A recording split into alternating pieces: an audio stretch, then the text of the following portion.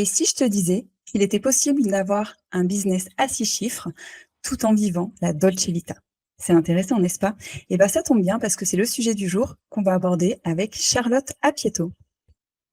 Bienvenue sur Créative Épanouie, la chaîne inspirante pour briller dans ton biz. Je suis Christelle, coach professionnelle, et je t'aide à optimiser ton business et à booster ton épanouissement.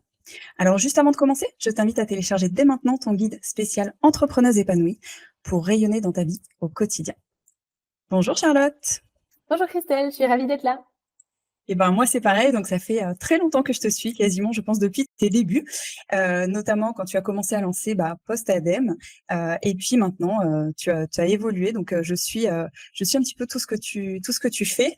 Ce que j'apprécie particulièrement, c'est, cette sérénité quand tu parles de ton business et surtout ce côté, dolce vita, que tu incarnes, en fait, pleinement et c'est ça que j'adore et donc c'est d'ailleurs le sujet du jour. Donc je te propose pour commencer de te présenter. Oui, bien sûr. Eh bien, écoute, que dire? Je suis entrepreneur depuis 7 ans, donc peut-être que tu me suis effectivement depuis quasiment le début. Je me suis lancée en 2017 et j'ai développé une entreprise dans le domaine de la formation en reconversion professionnelle que j'ai eue pendant 6 ans avec une équipe, tout un catalogue de formation, donc bien développé. Et c'est une entreprise que j'ai vendue cette année. Et là, ça fait maintenant quelques temps que je me consacre à ma nouvelle activité où j'accompagne des entrepreneurs qui sont en général dans le domaine coaching, formation, accompagnement, etc.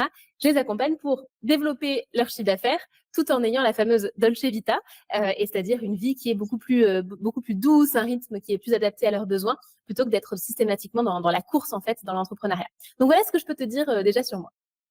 Très bien. Dans ton parcours, est-ce qu'il y a eu un déclic qui fait que tu as décidé de te lancer dans l'entrepreneuriat? Écoute, ça commence à remonter un petit peu, mais moi le déclic, c'est quand j'ai posé madame de mon job de consultante. En fait, j'avais un emploi très bien payé, enfin très bien payé. En tout cas, à l'époque, je trouvais ça très bien payé dans un grand cabinet parisien. Et le moment où je me suis dit ça va pas être pour moi cette carrière-là, c'est quand je faisais des semaines à rallonge où je travaillais mais énormément, sans voir la lumière du jour, à passer mes journées en réunion sur Excel et sur PowerPoint. Et quand je voyais en fait les managers, les gens plus haut placés que moi dans le cabinet, en me disant mais leur vie, c'est ça que je suis censée avoir dans 3 ans, 5 ans, 10 ans, j'en ai aucune envie. Et donc là, je me suis dit qu'il allait falloir que je change la donne, même si j'avais fait mon parcours scolaire et professionnel pour en arriver là. Je me suis dit que j'allais, tant pis en fait, entre guillemets, s'aborder ça. Après, on se rend compte qu'en fait, on s'aborde jamais, on se sert toujours des expériences. Mais sur le coup, je me suis dit, ok, je vais aller explorer autre chose. Il faut savoir que quand j'ai démissionné, j'ai pas créé mon entreprise tout de suite. Je pensais que les entrepreneurs, c'était des gens qui étaient prêts à prendre n'importe quel risque, et c'était des aventuriers, et que moi, j'étais juste beaucoup trop scolaire et beaucoup trop frileuse pour pouvoir faire ça. Donc, j'ai d'abord pris un emploi dans une start-up avant de me lancer enfin à mon compte et de me rendre compte qu'en fait, l'entrepreneuriat m'était tout à fait accessible et qu'en plus, je me débrouillais plutôt pas mal. Très bien, c'est un parcours assez inspirant parce que tu as réussi à rebondir, et en tout cas à voir, ce que tu voulais plus et transformer ça d'une autre manière. Aujourd'hui, quel message fort tu aimerais, faire passer à nos auditrices? Le message que j'ai envie de faire passer, c'est que dans le monde de l'entrepreneuriat, si on regarde Instagram, YouTube, etc., c'est toujours quand tu es entrepreneur, eh ben, il faut pas compter tes heures. C'est normal de te sacrifier et c'est normal en plus de te payer des cacahuètes. Déjà, tu as de la chance si tu te verses quelque chose. Et en fait, ce message-là, autour du sacrifice, de l'effort et de la souffrance, pour moi, c'est un message qui est juste une vision des choses. Ça ne veut pas dire que c'est faux pour ceux qui le vivent, mais ça veut dire qu'en fait, il y a une autre vision, il y a une autre réalité possible. Et en fait, à partir du moment où on s'autorise à entreprendre différemment et à poser en fait des fondations pour que notre business ce soit plus notre souffre-douleur, non c'est dans l'autre sens, mais tu as compris ce que je veux dire, notre geôlier, mais que ce soit au contraire véritablement un vecteur d'épanouissement, de liberté et d'harmonie dans notre vie personnelle, et ben là tout de suite ça change la donne. Et le message que je veux faire passer, c'est que oui c'est possible. Au début quand je me suis lancée, on me disait ça et je me suis dit non, moi j'ai pas envie d'y croire, j'ai envie que mon expérience soit différente. Je savais pas si j'allais y arriver et en fait, c'est ce qui se passe, tu vois, ça fait 7 ans. Mon entreprise Postadem, elle a eu plein d'étapes différentes. J'ai été seule, j'ai eu une équipe, je me suis associée, enfin, il y a eu plein de choses. Mon nouveau business, il a 1 an, il est nouveau, il fait déjà plus de 6 chiffres. Et en fait, tout ça, je l'ai toujours fait en respectant mon équilibre de vie. Je me suis jamais cramée là-dedans. Alors, on ne sait pas, peut-être qu'un jour ça m'arrivera, hein, mais en tout cas, depuis 7 ans, ça s'est jamais produit. Et donc, c'est ça le message que j'ai envie de faire passer, de pas céder à cette injonction où on est presque un peu fier de se mettre en souffrance dans le travail, quoi. D'accord, bah, écoute, c'est un message, hyper inspirant parce que moi, c'est un petit peu aussi ce que j'ai, envie de proposer avec ce travailler moins, mais de manière plus efficace, en gardant, bah, ce côté, bien-être qui est super important, hein. J'ai fait un burn-out aussi il y a quelque temps, donc c'est pour ça que je suis très sensible là-dessus. Et donc par rapport à ce que tu proposes, est-ce que tu aurais des conseils pour, arriver, bah, à avoir un business qui fonctionne plutôt bien et tout en arrivant à profiter un petit peu de cette, dolce vita? Ouais, bien sûr, bah, déjà ça part, comme tout dans le business, ça part de comment je pourrais appeler ça? Vision et mindset. Voilà, c'est les mots clichés dans l'entrepreneuriat, mais c'est vrai. Ça part de déjà quelle est la vision que tu as pour ta vie et pour ton business. En fait, il faut bien différencier ta vision pour ta vie personnelle de la vision pour ton business. Et déjà, à partir de là, tu peux la penser d'une façon qui est écologique pour toi. Et chacun va avoir sa propre définition de la Dolce Vita. Hein. C'est pas forcément de passer ses journées en bord de mer, les pieds en éventail. Moi, j'aime bien faire ça 1 heure le matin l'été, mais en tout cas, c'est pas forcément ça. La vision que tu as pour ta Dolce Vita, c'est à quoi ressemble une vie qui est douce en fait et agréable pour toi. Donc déjà, tu pars de ça. Et ensuite, le mindset, c'est je m'autorise à vivre ça et je vais tâcher de débloquer tout ce qui m'empêche d'y croire et de le vivre. Toutes les croyances du type il faut travailler dur pour réussir, ou alors il faut mériter, tu vois, de gagner de l'argent. Et pour mériter, il faut avoir cravaché. Donc déjà, tous les sujets visuels et mindset. Ensuite, c'est pas que ça qui va suffire. On a besoin de rentrer dans la matière du business. Et qu'est-ce que j'entends par là? C'est que selon ton business model, ta vie, ça va pas être la même. Donc, il faut penser ton modèle économique en fonction de ce qui est le plus euh, adapté à ta zone de génie, à ton temps de travail, etc. Donc, penser ton business model.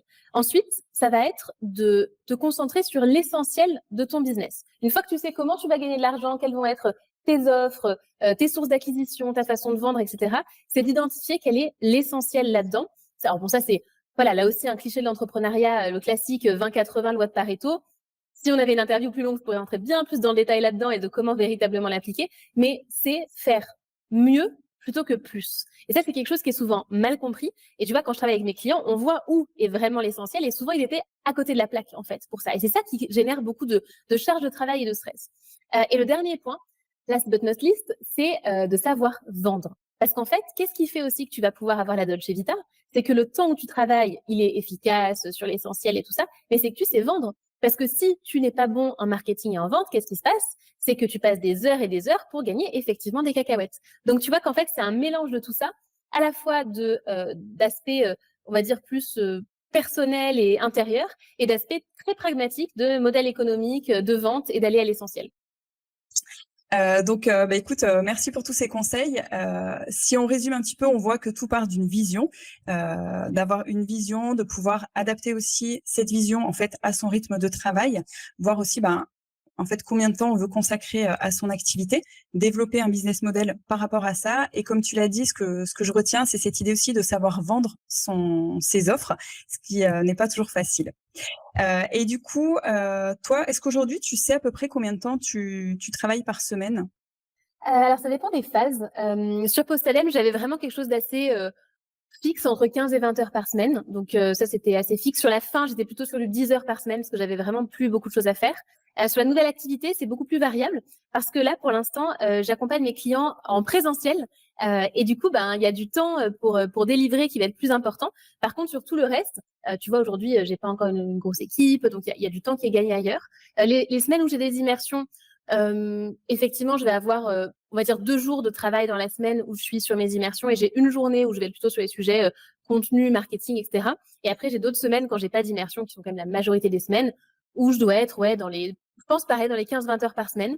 Il y a pas mal de semaines aussi où je travaille pas du tout. Tu vois, la semaine dernière, j'étais complètement déconnectée. Là, je pars souvent en Italie. Là, je repars à Rome quelques jours, donc je vais pas bosser non plus. Donc voilà, on est dans ces eaux-là. C'est vrai que je traque plus mon temps en réalité. Parfois, il y a aussi des moments, il faut pas penser qu'il n'y a pas des moments de sprint. Tu vois, d'ailleurs, si ce week-end, je me suis fait ça, je suis revenue, j'ai fait une semaine de jeûne, j'ai pas mangé pendant une semaine, je suis revenue avec plein d'idées. Et en fait, samedi, je me suis chauffée, j'ai créé un contenu, en fait, un carnet voilà, tu vois, qui a mûri comme ça, et j'y ai passé peut-être 5 ou 6 heures pour le faire. Donc effectivement, là, j'ai eu un petit sprint, un petit pic de travail, mais qui derrière va rapporter aussi beaucoup, parce que du coup, les projets que je lance, j'en lance pas 36, mais ceux que je lance, à la fois, ils me font plaisir et ils m'inspirent. Et en même temps, je sais que c'est des choses qui sont stratégiques dans le business, tu vois. Donc, globalement, on est dans ces eaux-là, quoi. OK, très bien. Et alors quand tu parles de Dolce Vita, pour toi, qu'est-ce que tu fais du reste de ton temps quand tu travailles pas? Quelles sont Bah, tes activités, préférées? je m'ennuie, non, pas du tout. Écoute, déjà, je passe beaucoup de temps à voyager. Je participe à des séminaires aussi. Je fais beaucoup de yoga. Je vais me promener en bord de mer. Je lis aussi beaucoup. Là, je m'amuse en ce moment sur un projet de roman, donc ça nécessite d'être dans une énergie différente du business, tu vois, quand je fais ça. Et après, moi, je me demande même l'inverse de comment font les gens qui travaillent tout le temps, quoi, tu vois, parce que au final, les journées, elles passent vite. Le matin, je me lève assez tôt pour aller nager en bord de mer et je bouquine. Ne serait-ce que tu vois le temps de, je sais pas, faire le marché, cuisiner ou se faire un bon resto avec quelqu'un et tout. En fait, ça occupe vite ton temps. Donc tout ça mis bout à bout fait que mes journées, en soi, elles sont occupées, mais j'ai pas l'impression de courir. C'est très très rare les périodes où j'ai l'impression de courir. Après, j'ai pas d'enfants, hein, faut le savoir aussi. Je pense que pour quelqu'un qui a des enfants, la définition de la Dolce Vita est différente. Ça peut être d'avoir plus de temps avec ses enfants, etc. Mais forcément, les contraintes sont différentes. Mais voilà, globalement, pour moi, les journées, elles sont assez douces de cette façon-là. Bah, écoute, en tout cas, quand tu parles, on sent que tu t'incarnes vraiment ce message-là, cette Dolce Vita et c'est hyper, inspirant. Et puis, on sent vraiment aussi qu'il y a une harmonie, en fait, vie pro, vie personnelle. En tout cas, on sent que voilà, tu as ce côté, des temps pour toi, ce côté bien-être et puis des temps où, comme tu dis, parfois tu peux avoir un peu des petits pics de sprint, mais tout ça crée une belle harmonie et c'est ça qui est, je trouve inspirant, en sachant en plus, comme tu l'as dit au départ, que tu as un business à 6 chiffres, donc c'est encore plus inspirant, je trouve. Et ben écoute, est-ce que tu as une, dernière, petite chose que tu souhaites rajouter, un mantra, quelque chose, que tu as Ah, envie de partager? un mantra, j'ai pas forcément de mantra, mais non, je pense que ce que je peux dire, c'est que parfois, quand on est vraiment sous l'eau et que le business est compliqué, qu'on n'a pas les résultats qu'on veut, qu'on travaille beaucoup pour ça, peut se dire bon, elle est mignonne avec son histoire de Dolce Vita, mais moi j'en suis bien loin. Donc faut pas se mettre la pression là-dessus. Ça doit pas devenir un nouvel enjeu de pression, mais plutôt de se dire ben sur les semaines et les mois qui viennent, je vais commencer à poser un regard différent sur ma façon de travailler. Je vais revoir certaines fondations de mon business model pour que ce soit plus fluide pour moi, plus respectueux de mon temps. Et en fait, c'est des petites choses qu'on met bout à bout. Comme, je sais pas, si tu décides de reprendre ta santé en main, ben, qu'est-ce que tu vas faire? Tu vas commencer par arrêter de manger sucré le matin, donc tu vas changer ton petit-déj. Peut-être qu'un petit peu plus tard, tu vas dire, allez, je me remets au sport et machin. Et tu vas y aller au fur et à mesure, tu vas pas te dire, allez, c'est parti, je change tout en une semaine. Donc, c'est la même chose ici. Pas de pression, pas se comparer non plus sur le rythme de vie. C'est pas l'idée, c'est juste que chacun puisse vivre sa vie pleinement sans être scotché à faire quelque chose qui soit ne lui plaît pas, soit qu'il aime faire, mais qui est dans des proportions trop importantes. Voilà, je pense que c'est ça le message de fin. Et bah, très bien, j'aime beaucoup cette idée de pas se mettre la pression parce que c'est souvent, ce qu'on retrouve, aujourd'hui et puis, bah, toujours cette idée de finalement avancer, par petits pas, trouver les premières petites actions qui vont nous permettre d'avancer vers notre objectif. Donc, bah, écoute, très bien. Merci beaucoup pour cet échange et puis je te dis à très bientôt. Merci à toi. C'est maintenant la fin de cet épisode. Merci d'avoir écouté jusqu'au bout. Si ça t'a plu, abonne-toi à ce podcast pour ne rien rater. Et pour me soutenir et m'encourager, je t'invite à mettre de belles étoiles en notation ou un commentaire sous l'épisode. Et pour continuer à me suivre, rendez-vous sur mon blog créative-épanouie.fr où chaque semaine, je partage des articles inspirants. Merci et à bientôt!